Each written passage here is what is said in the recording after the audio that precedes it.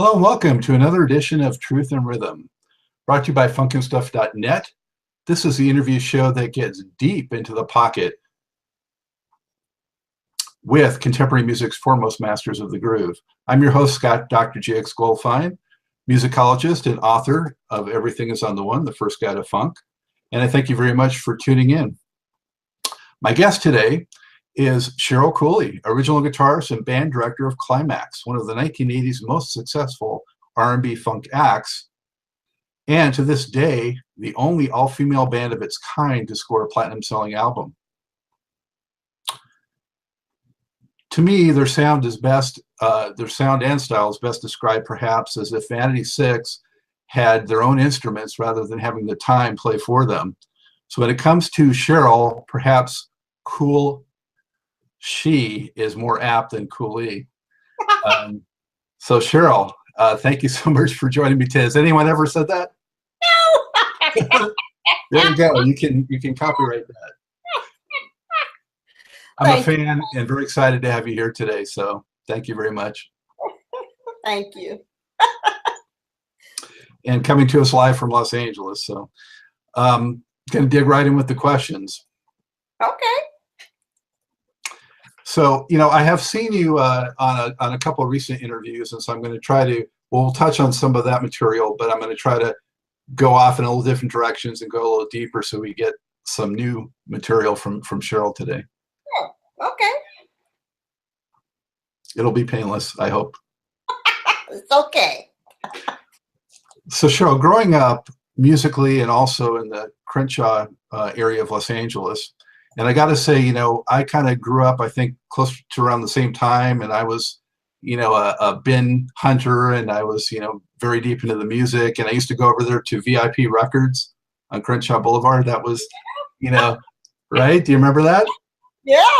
Yeah. So they had the DJ in the middle, and, you know, I'd go in there, and as soon as the records came out, whether it was the Ohio Players or whoever, I'd be there on the day they came out, Slave and all that. And that was the place to be. So what was it like growing up, and you know, let's talk about that and how you first got into music. Oh, sure. Well, my sister was married to a jazz musician by the name of Hubert Laws, jazz flautist, and he was on tour with a group musician by the name of Mongo Santa Maria, and they happened to be touring in Los Angeles at the time. And Hubert had, you know, his guitar and his flute at my parents' house. And I always had a little toy guitar. For some reason, every Christmas, my parents would give me a toy guitar. So I tried to tune my little guitar like his guitar and accidentally played the theme song from TV called Secret Agent Man. And as soon as they heard that, my sister jumped up and said, "Hey, why don't we get Cheryl some guitar lessons?" So they, you know, invested in some private guitar lessons for me. They rented the guitar to see if I was going to like it or not. And I really enjoyed learning, you know, songs that they would teach me off of the radio and stuff like that. So from there, I took music in school, junior high, high school. I learned arranging and composition in high school and theory, and actually even wrote songs for the marching band in the football games. And then went on to college and got my degree in commercial music. Wow. Well, you know, the Laws, that's quite a kind of legendary musical family. Did you know, to what extent did you get to interact with them? I mean, I was a big fan of Ronnie Laws and, of course, Deborah Laws and Hubert. What was that like? Well, you know, I really didn't get a chance to perform with them. You know, I mean, they're like family, of course, you know, but, you know, my era as far as being in professional music, you know, yes, but I never really got a chance to perform with them.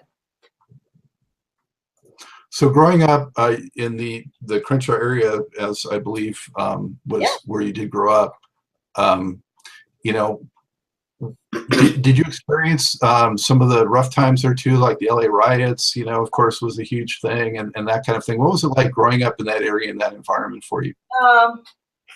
Gee, you know, I think the riots were, well, my family came from Chicago. We had moved to Chicago when I was a kid, and I think we kind of missed the whole riots thing by the time we got here.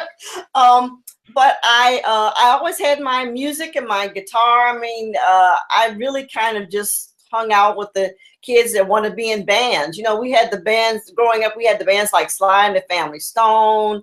You know, some of the rock bands like, I don't know, the Rolling Stones or something like that, the Monkees and all of those. So I always gravitated around kids that wanted to be in a band, you know, be in music and stuff like that. So, you know, growing up in the Crenshaw area for me was very family orientated. You know, my parents worked near home, and I went to a church day camp every summer that was near my house, so I could ride my bike to. So, you know, it was really great. It was really great. At the time that I had started attending Crenshaw High, the school had only been open for a couple of years. So, you know, it was a brand new school, a brand new experience. I used to get in that area a lot too because I was a DJ at the time, and so I was always going to Resource and Impact Record Pool, which was up there. I don't know if you're familiar with those, but that was kind of a fun place to be. Oh yeah, yeah. A lot of great record stores were there. You know, many great times to, you know, just see the posters that would be in the stores, you know, and of course that would get you excited to buy, you know, a new artist, you know, song or whatever. Great times. Yeah. Yeah. So could you talk to me a little bit about your first concerts, you know, and who were some of your early inspirations and musical heroes? Oh yeah, sure. Well, my first inspiration was Sly and the Family Stone. When I heard the rhythms and of funk music, I was in love. That was it. That was the kind of music that I was just driven to constantly play. So, you know, the James Brown type rhythms, again, the Sly and the Family Stone, even the group the Monkees, because they had a TV show on, so I would get to see those songs. And I was fortunate that because I could, you know, sing and play guitar, a lot of my classroom teachers would allow me to play for the class, you know, have me come to their class if I wasn't in there. You know, just I had a great experience playing for different schools and classes and stuff like that. So it was a great time because funk music was in its prime. You know, even going into the disco era. I mean, all of that was really inspirational to me in developing my style. Mm-hmm. And so when did you first perform in front of, like, you know, more than your family? Well, my first concert performance was a talent show in junior high school. And it was just me and my guitar singing, and I had a drummer playing behind me. And it was the first talent show with a big audience, probably, I don't know, 100, maybe 200 people. And, you know, I felt comfortable doing that. You know, it wasn't odd. I just felt that, you know, when I started playing guitar, I mean, the first thing I said, you know, I want to be a star. I want to pursue this music. I want to take it to the, you know, extreme. I just want to just make it big. I want, you know, that was just the thing that as a kid, that's what I just wanted that. I wanted that. I knew that that's what I wanted to do and be. So my first concert, you know, though I was nervous, it was like, that was what I expected to be doing. Is that correct English? You know, I really expected that. My spirit just expected, this is what you're supposed to do. This is the path to travel. I just knew that that's what I wanted to do. Well, that's a blessing when that happens, I think. Yeah. So, and I'm guessing, did you ever do anything like school dances or those kinds of things? No, I never did any school dances. It's interesting because in high school, I wound up playing with a community jazz band and learning how to, you know, read charts. I mean, the conductor, he wrote a lot of original music. So, you know, music charts would be put in front of us and we'd have to start reading it right away. So I got a lot of experience playing in the, actually at that time, it was the Communicative Arts Society band, and it was a community band for high school students in the Compton area. And I was able to, even though I didn't live in Compton, I was still able to play with the band and learned so many arrangement ideas, writing ideas, performance ideas. I was able to, just really expand my high school education into that going on into college. So, Cheryl, let's talk a little bit about the sequence of events surrounding, getting signed to a label. Were most of the other band members, did you know any of them going in? Were any of them from the Los Angeles areas? And what kind of influences did they bring into the picture? So let's talk about that exciting time when you got signed. Sure. It's interesting because I had just graduated college about a year, maybe 2 years, and I was playing in various cover bands, city bands, and I was in a rehearsal with a band at the time, just one of those bands, and I saw these girls looking in the window of the rehearsal room.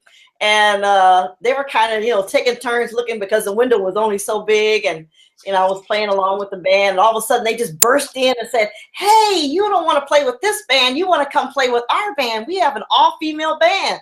And so I was kind of startled. And I'm like, well, okay. What's the name of the band? Klymaxx. So, we exchanged numbers because, of course, there wasn't cell phones at the time. And I don't know, just something about the way I don't know, their bubbliness, the way they approached it all. I just didn't feel like they were at the level that I was at. So I didn't call. I was like, I'm not going to call them. And the next day, my conscience kept bothering me. Oh, you should have called. At least told them that you weren't coming. So I finally picked up the phone. I said, "Hey, I'm sorry I missed the first rehearsal. When's your next one?" And we're like, "Oh, it's tomorrow." So when I walked into the rehearsal, I wasn't impressed. It sounded like a garage band. It was a little rough. So, but they were having fun. And that's really what gravitated me to come to the next rehearsal. And then, of course, I started, writing out songs from the radio, and I'd write out charts and I'd pass them out. And, they kind of looked kind of odd at them. And I thought, okay, they must not be able to read. So, to put it on me, I said, well, maybe I wrote it wrong. Let me show you what I wrote. And they were like, oh, okay, yeah. So, I showed the bass player what I wrote on the paper. And at the time we had another guitar player, and we hadn't had a keyboard player yet. So we learned cover songs that I would bring to the band.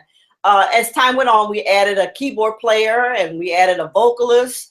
And one day I was telling I was working at a bank at the same time, and I was telling my supervisor about this all-girl band I was in.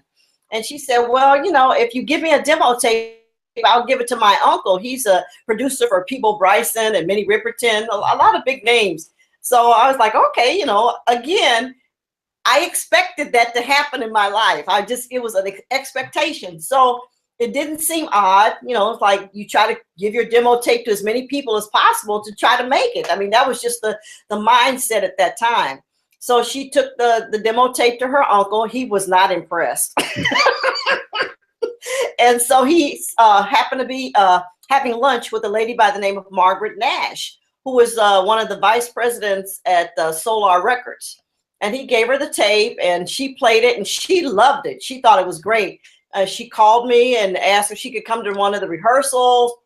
She came to the rehearsal. She liked what she saw. She brought the president of the company, Dick Griffey, to the rehearsal, and they really signed us within months. Once they saw a package of a self-contained, all-female band, they signed us to Solar Records within months. So, I mean, the band hadn't even been together a year, and we were already signed to a record label. So it was really a fairy tale type story. But again, I expected it. It was just something in my spirit that I just knew was going to happen for me.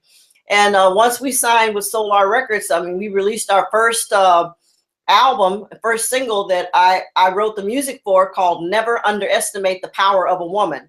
And that was the first single. And it just went on from there. Solar Records believed in us. They, kept us on, even if we didn't sell enough records. They still kept us signed on to the label, which was great because we went on to actually do 5 albums with them.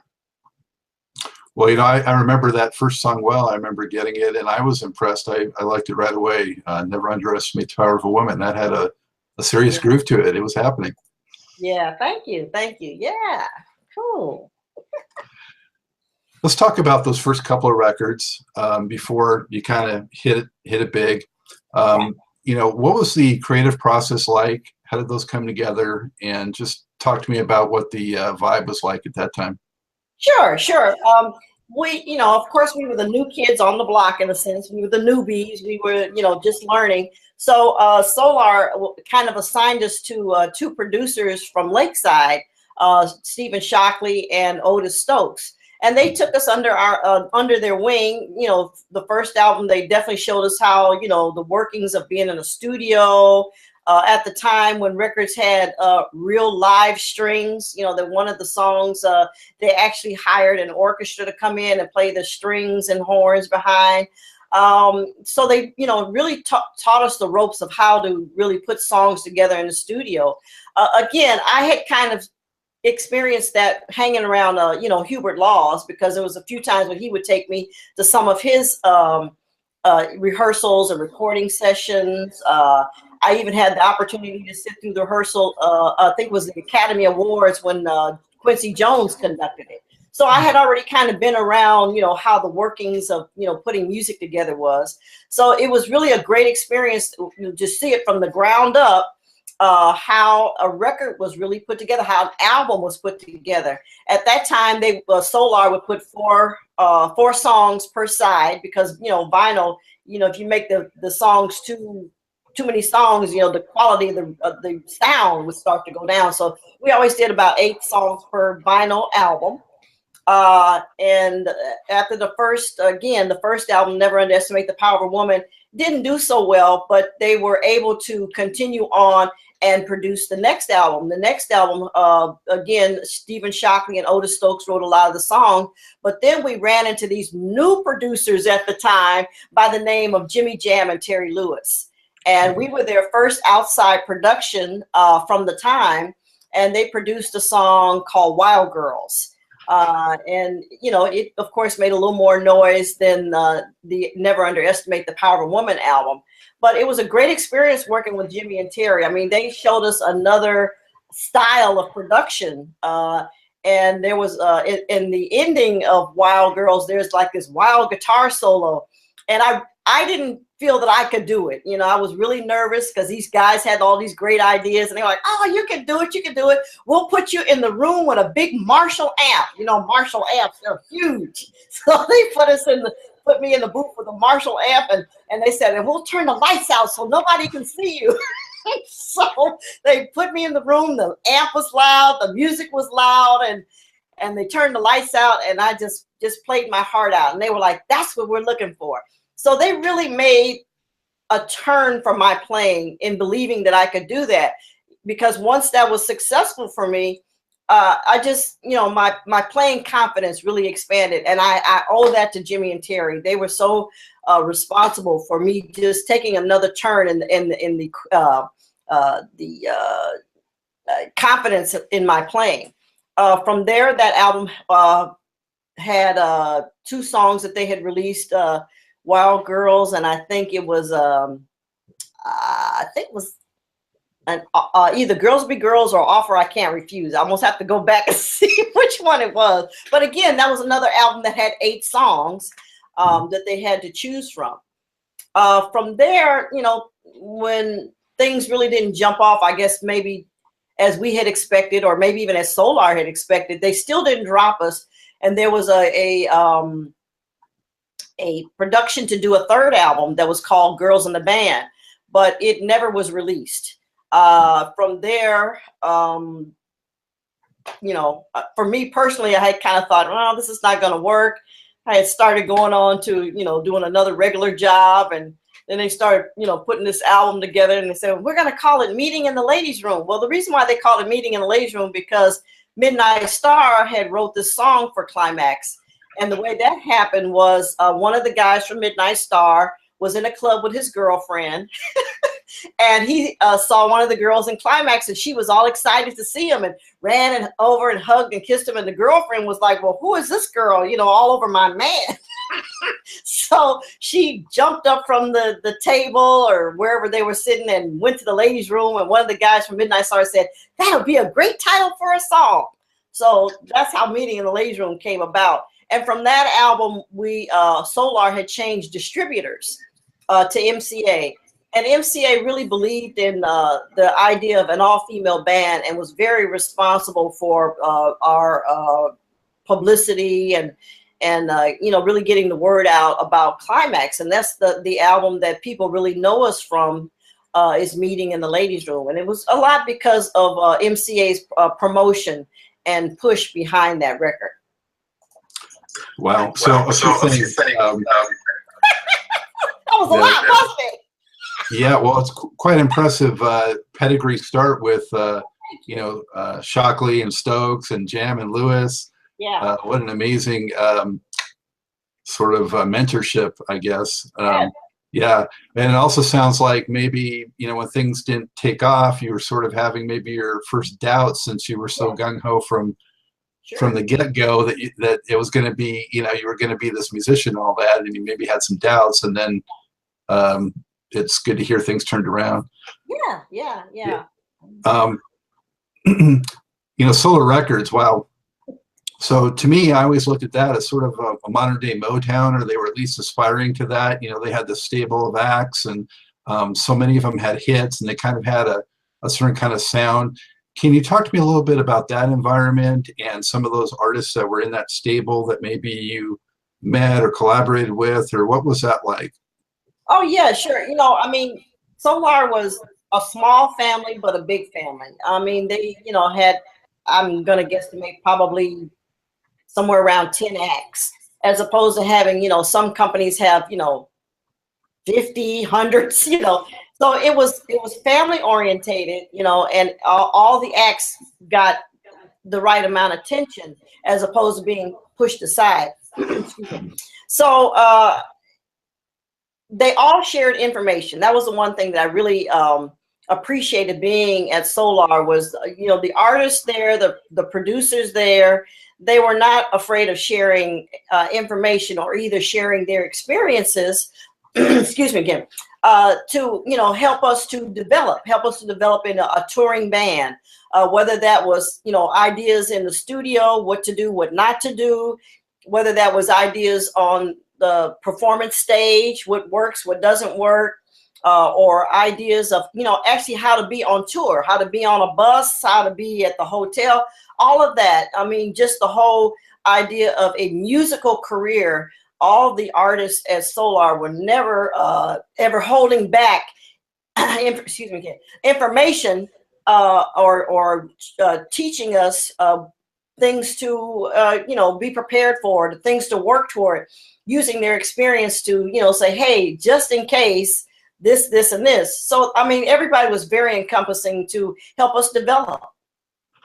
I mean, let's see, you had Shalamar, you had the Whispers, you had Lakeside, you had Dynasty, the Collage. Whispers kind of revived their career. Sure. Yeah, it was something else.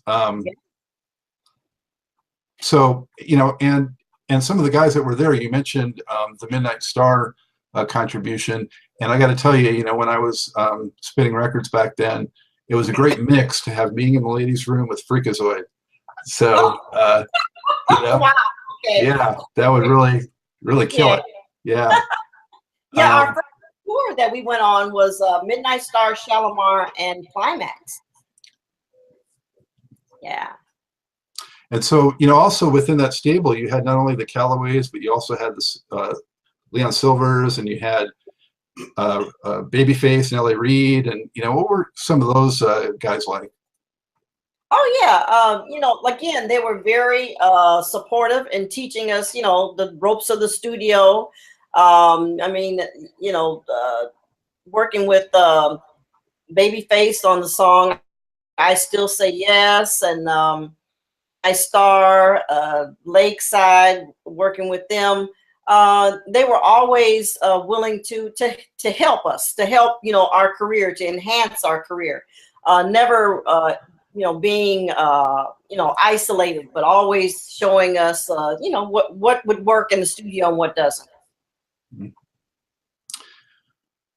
Well, Cheryl, let's talk about, really breaking the mold, being, an all-female band, playing the instruments. You know, what were the obstacles? What were the preconceptions, the challenges?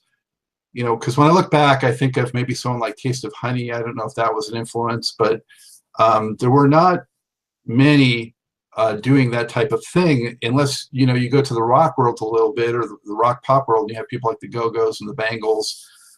But really, especially in the R&B side of it, you didn't have what you guys were doing. So can you speak to those challenges, obstacles, and getting past any preconceptions that were out there? Oh, sure. I mean, I think part of the first two albums not being successful was the buying public not being ready for an all-female band. I mean, it just was, an R&B all-female band. I don't think that's going to work. I mean, even before we signed the contract and we would try to do showcases, there were times when, the club owner would be like, oh, no, you girls, I can't imagine you girls could play. So, a lot of times we would have obstacles that we would, kind of get over. But we were having so much fun, and we were really determined that those obstacles were, not devastating and didn't stop us, because we really wanted to make it. We really wanted to make an impact. We really wanted to play music. I can't say that there were any major catastrophes as far as stopping us. I mean, because after all, that was one of the things that Solar Records believed in, was an all-female band. The buying public, of course, had to be a little more convinced, and thankfully the third album was the one that really clicked. And also, let me say, with the Meeting in the Ladies' Room song that we did off of that album, the first song was The Men All Pause. And really, video is what made it all come together. When, video and MTV and VH1, BET, it was in their infancy stage. And so we did our first video with The Men All Pause. And I really believe that when the public saw this all-girl band actually being a band, camaraderie, having fun on stage, then it was more acceptable. Like, oh, I saw that all-girl band on the video. I'm going to go out and get their record. So, I mean, that all tied together. The video helped so much in our career. Then even when we did a Meeting in the Ladies' Room album and I Miss You, all of that was giving the public something visual as well as audible to put the whole idea of Klymaxx, the all-female band, together for them. Yeah, absolutely. I was actually going to bring up MTV next in the video era, because that whole period, when mid-'80s, when Michael Jackson and Prince and Bruce Springsteen and MTV was all the rage, and the music business changed quite a bit with the music video. And so I was hoping you could speak to just sort of like what the atmosphere and vibe was like in general in the music industry around that time when you hit, and what was it like, when you got that level of fame and acceptance? Well, it's interesting because at the time, how do I say it? We were developing in the music business as the music business was developing in video. So it was kind of a hand in hand. So I don't want to say it was expected, but it was a process. It was a learning process. It was a developing process. All of it was a process, and it was at a time when, again, video was processing. Cassettes and CDs were in their infancy. So we came in at a time when the music, distribution was also making a change. So we kind of grew up together, I guess you could say. Yeah, but it was a great time. It was a great time together. I wouldn't have wanted it to happen at any other time. And even the idea of gravitating and accepting an all-female band, I think it came at the right time. So often there's pros and cons of when you achieve a certain level of success or fame in the music business. So For you, was it all glory, or were there some, sort of downsides? What was the experience like? Well, for me, again, I mean, as a kid, I had a dream that I would be playing on stage in a band. It's interesting because in the dream, when I looked at the right side of the stage where the band was, I couldn't see what was different about the band, even though I know there was something different. Fast forward 10 years or so from there, I wound up stepping in that dream. I just felt the whole thing coming alive. And I had to turn and see, well, what was different about, what was it about the dream I couldn't see? And in reality, what I saw was that I was in an all-female band. So I lived my dream. I lived what I expected to do. I lived my musical talent expression. I don't know. Some people want to say that I was blessed with. If that's the way you want to put it, that's what I lived. I lived with that gift. So that part of it, I have to say, was a very positive experience. Of course, there's always going to be some, human resistance or battles, disagreements. And of course, for women, there's always those times when things are a little more sensitive than other times. So, I mean, you just learn to live with that. But there were some down times, but the good times, the positive side, it just outshined all of that. It was all part of the process. It was all worth it. I mean, as humans, we're always going to have some sort of discrepancies between us. Whether or not we let those discrepancies destroy us are our choices. And I choose to really look at the whole process as being positive. It was and it still is a great living, and I don't mean living monetarily, but living in the experience itself.